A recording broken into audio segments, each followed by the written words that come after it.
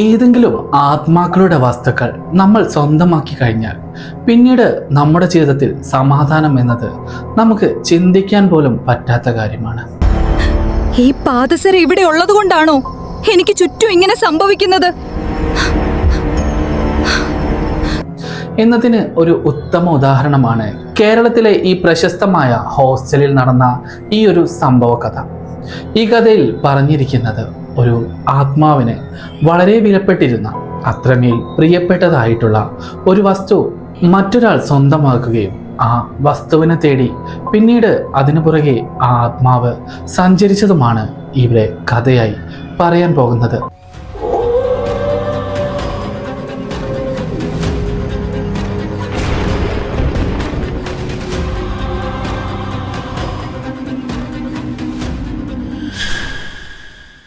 ഈ കഥയുടെ തുടക്കത്തിൽ തന്നെ ഞാൻ ഒരു കാര്യം പറയട്ടെ.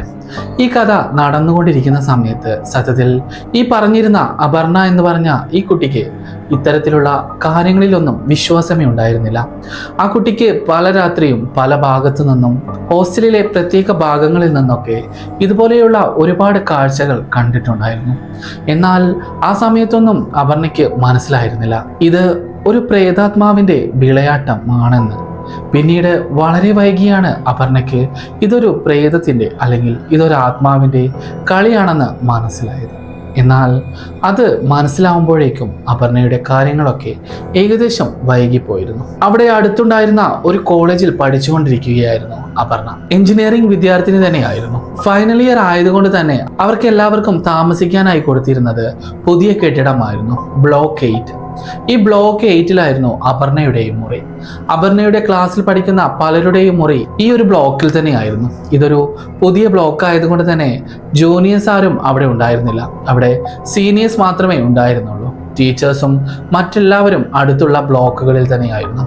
ഒരു പ്രശസ്തമായ വലിയൊരു കോളേജ് ആയതുകൊണ്ട് തന്നെ അവർക്ക് ഒരുപാട് കെട്ടിടങ്ങളുണ്ട്. അതുകൊണ്ട് തന്നെയായിരുന്നു പുതിയ ബ്ലോക്കിലേക്ക് അപർണയും അപർണയുടെ സുഹൃത്തുക്കളും റൂം മാറിയിരുന്നത്. എന്നാൽ അവിടെ ഉണ്ടായിരുന്ന ഒരു പ്രത്യേകതയുണ്ട്. അവിടെ ഒരു പ്രശസ്തമായ കോളേജും കുട്ടികളുടെ വിദ്യാഭ്യാസത്തിനെ നന്നായി പ്രമോട്ട് ചെയ്യുന്ന ഒരു കോളേജും ആയതുകൊണ്ട് അവിടെ ഉണ്ടായിരുന്ന എല്ലാ സ്റ്റുഡൻസിനും സെപ്പറേറ്റ് മുറിയായിരുന്നു നൽകിയിരുന്നത്. അതുകൊണ്ട് അവർക്ക് ഒരു മുറി കഴിഞ്ഞ് മറ്റൊരു മുറിയിലേക്ക് എത്താൻ അത്യാവശ്യം ദൂരം സഞ്ചരിക്കണമായിരുന്നു. ഏകദേശം അത്യാവശ്യം ദൂരം നടക്കണമായിരുന്നു. അല്ലെങ്കിൽ കുറച്ച് ബുദ്ധിമുട്ടായിരുന്നു അങ്ങോട്ടേക്ക് എത്താൻ വേണ്ടിയിട്ട്. അതുകൊണ്ട് ഒരു റൂമിൽ നിന്നും മറ്റൊരു റൂമിലേക്കുള്ള അകലം അത്യാവശ്യം ഏറെ തന്നെയായിരുന്നു. ഇത്രയൊക്കെ സൗകര്യങ്ങൾ ഉണ്ടെങ്കിലും അവർക്ക് ബാത്റൂം എല്ലാവർക്കും കോമൺ തന്നെയായിരുന്നു. ഈ മുറിയിൽ നിന്നൊക്കെ അവർക്ക് ബാത്റൂമിലോ അല്ലെങ്കിൽ കുളിക്കാനോ മറ്റ് ആവശ്യങ്ങൾക്കോ പോകണമെങ്കിൽ എല്ലാവർക്കുമുള്ള ഈ കോമൺ ബാത്റൂമിൽ തന്നെ പോകേണ്ടതാണ്. എന്നാൽ ഞാൻ ഈ പറയുന്ന അപർണ കുറച്ച് ഈശ്വരവിശ്വാസിയാണ്. അതുകൊണ്ട് തന്നെ വളരെയധികം നേരത്തെ പുലർച്ചെയൊക്കെ എഴുന്നേറ്റ് ഈശ്വര പ്രാർത്ഥനയും അതുപോലെ ചില ഡിവോഷണൽ ബുക്സ് എല്ലാം വായിക്കുന്ന സ്വഭാവം അപർണയ്ക്കുണ്ട്. അതുകൊണ്ടായിരുന്നു അപർണ എല്ലാ ദിവസവും പുലർച്ചെ നേരത്തെ തന്നെ എണീക്കും. എന്നാലും ഒരു പരിധി കഴിഞ്ഞാൽ അവിടെ ഉണ്ടായിരുന്ന എല്ലാ കുട്ടികളും നേരത്തെ എണീക്കുന്നവർ തന്നെയാണ്. ഏകദേശം 5 മണി 6 മണി ആ ടൈമിലൊക്കെ കുട്ടികൾ ഉണർന്ന് എല്ലാവരും ആദ്യം എത്തുന്നത് ഈ കോമൺ ബാത്റൂമിന്റെ പരിസരങ്ങളിലേക്കാണ്. അതുകൊണ്ട് തന്നെയായിരുന്നു അതിനു മുന്നേ അപർണ എഴുന്നേറ്റ് ആ കോമൺ ബാത്റൂമിലേക്ക് പോകുമായിരുന്നു. കാരണം അവിടെ എല്ലാവരും എത്തിക്കഴിഞ്ഞാൽ അപർണയ്ക്ക് അപർണയുടെ ഈശ്വര പ്രാർത്ഥനയും അതുപോലെ ആ ഒരു ദിനചര്യ മൊത്തം മുടങ്ങുമായിരുന്നു. അതുകൊണ്ട് തന്നെ തിരക്ക് വരുന്നതിന് മുമ്പേ അപർണ ബാത്റൂമൊക്കെ യൂസ് ചെയ്തും കുളിയൊക്കെ കഴിഞ്ഞ് റൂമിലേക്ക് പോകുമായിരുന്നു. എന്നാൽ കുറച്ച് ദിവസങ്ങളായി അപർണയ്ക്ക് ചുറ്റും എന്തൊക്കെയോ തെറ്റായി നടക്കുന്നു.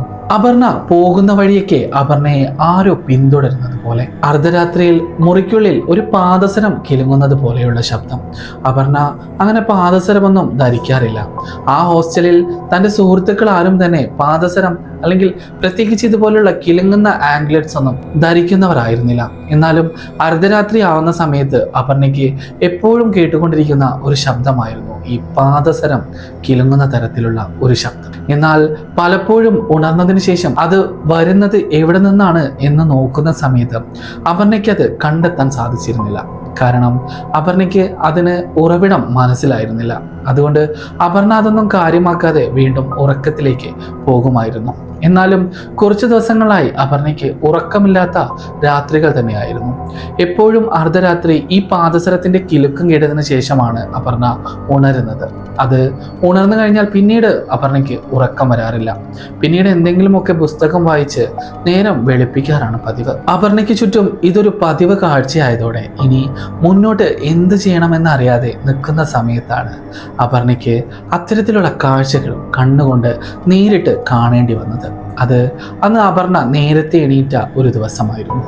അന്ന് പുലർച്ചെ ഏകദേശം 2 മണി സമയത്താണ് അപർണയ്ക്ക് മുറിയിൽ നിന്നും പാദസരം കിലുങ്ങുന്നത് പോലെ ഒരു ശബ്ദം കേട്ടുകൊണ്ടിരിക്കുന്നത്.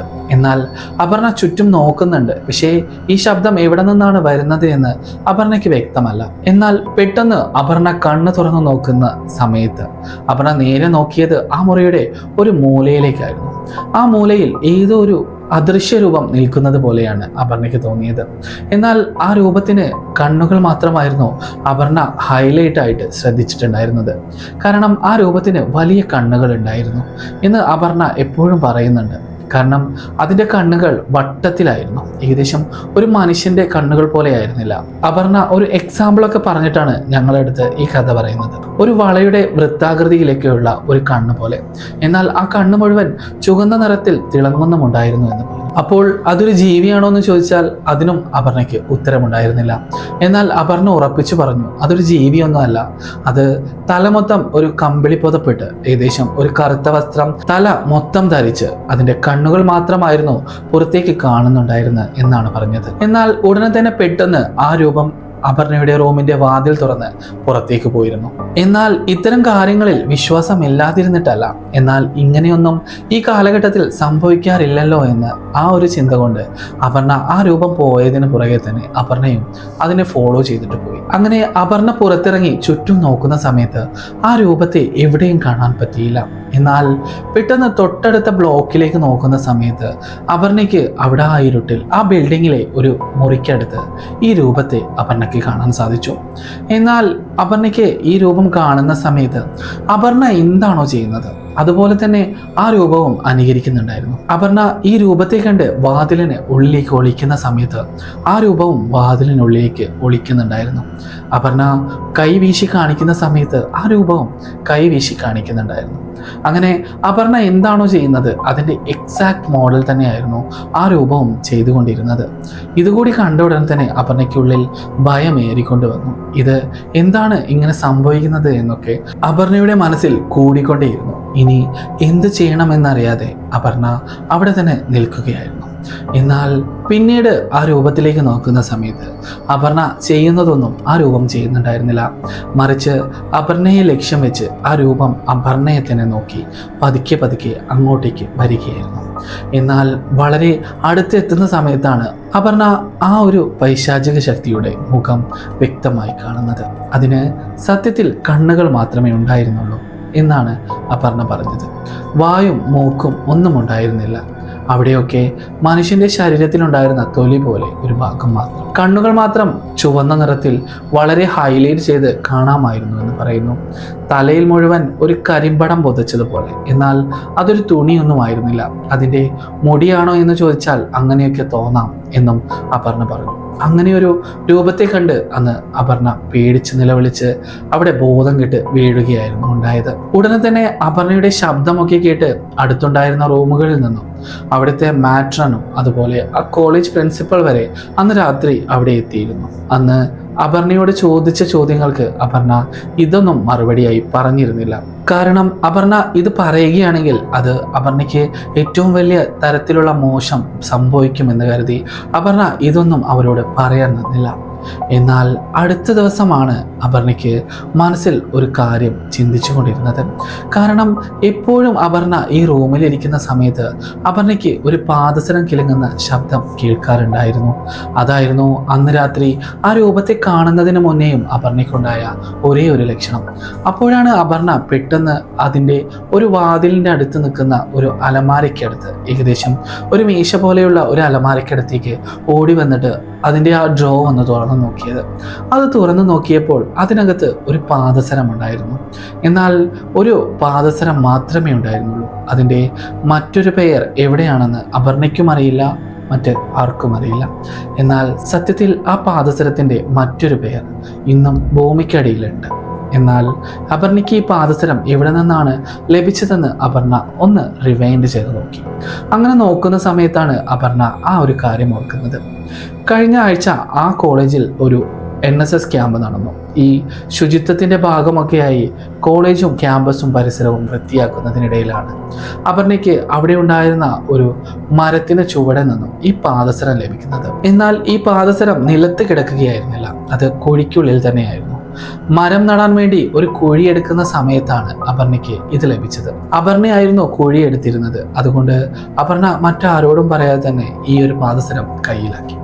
എന്നിട്ട് അത് കഴുകിയൊക്കെ നോക്കി. പക്ഷേ അതിൻ്റെ കറകളൊന്നും പോയിട്ടുണ്ടായിരുന്നില്ല. ആ പാദസരത്തിൽ മുഴുവൻ ചെളി പിടിച്ചതും അതുപോലെ രക്തം പതിഞ്ഞതുമായ ഒരു പാടുണ്ടായിരുന്നു.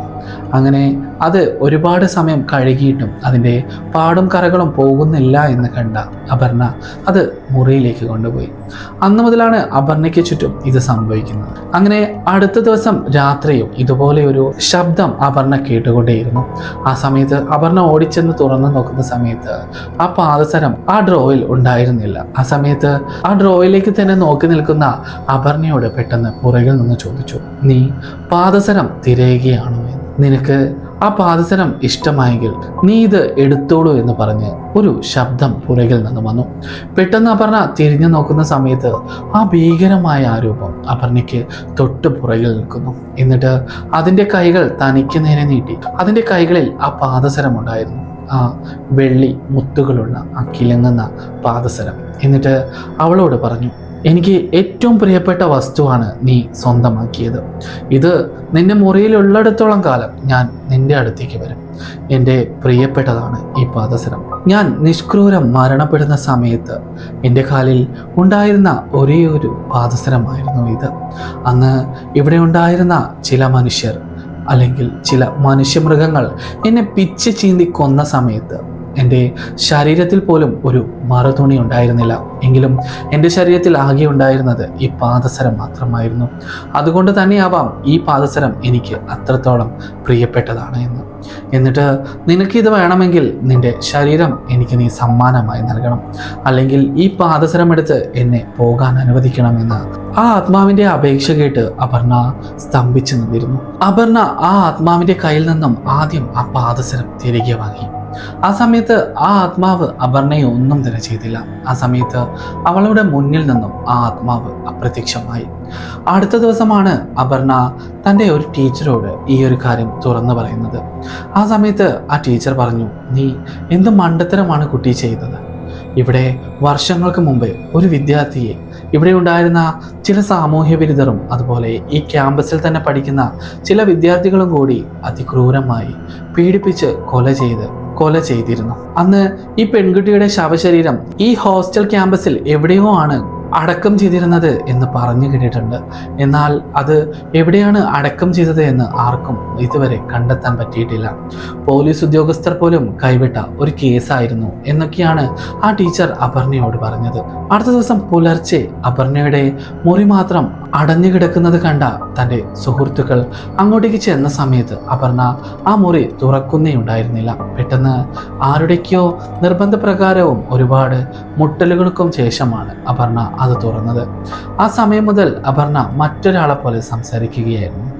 എന്നാൽ അത് വളരെ വർഷങ്ങൾക്ക് മുമ്പേയുള്ള ഒരു സ്ത്രീയുടെ രൂപത്തിലും ഭാവത്തിലുമായിരുന്നു സംസാരം. ഉടനെ തന്നെ അപർണയുടെ വീട്ടിൽ കാര്യം അറിയിച്ച് അപർണയെ വീട്ടിലുള്ളവർ അവളുടെ നാട്ടിലേക്ക് കൊണ്ടുപോയി. അവിടെ ഉണ്ടായിരുന്ന ഒരു മാന്ത്രികന്റെ അടുത്ത് കൊണ്ടുപോയി കാണിച്ച സമയത്ത് അദ്ദേഹത്തിന് മനസ്സിലായ ഒരു കാര്യം ഇതായിരുന്നു. അപർണയുടെ കയ്യിൽ ഒരു ആത്മാവിൻ്റെ വസ്തുവുണ്ട്. ആ വസ്തു അപർണ കൈവശം വെച്ചത് കൊണ്ടാണ് ആ ആത്മാവ് അപർണയെ തന്നെ ശല്യം ചെയ്തുകൊണ്ടിരിക്കുന്നത് എന്ന് പറഞ്ഞു. അതിന് പരിഹാരമായി തൻ്റെ കയ്യിലുണ്ടായിരുന്ന ആ പാദസരം തനിക്ക് ലഭിച്ച അതേ സ്ഥലത്ത് കൊണ്ടിടാനും അപർണയോട് ആ മന്ത്രവാദി പറഞ്ഞു. എന്നാൽ പൂജാമന്ത്രങ്ങൾക്കൊടുവിൽ അപർണ വീണ്ടും അപർണയുടെ രൂപത്തിലേക്ക് മാറി. അല്ലെങ്കിൽ അപർണയുടെ ഭാവത്തിലേക്ക് മാറി. ഉടനെ തന്നെ വീട്ടുകാരുടെ കൂടെ അപർണ ഹോസ്റ്റലിലെ ആ പാദസരം ലഭിച്ച ആ മരത്തിന് താഴെയുള്ള ആ ഭാഗത്തേക്ക് എത്തി. എന്നിട്ട് അവിടെ ആ പാദസരം ഉപേക്ഷിച്ചു.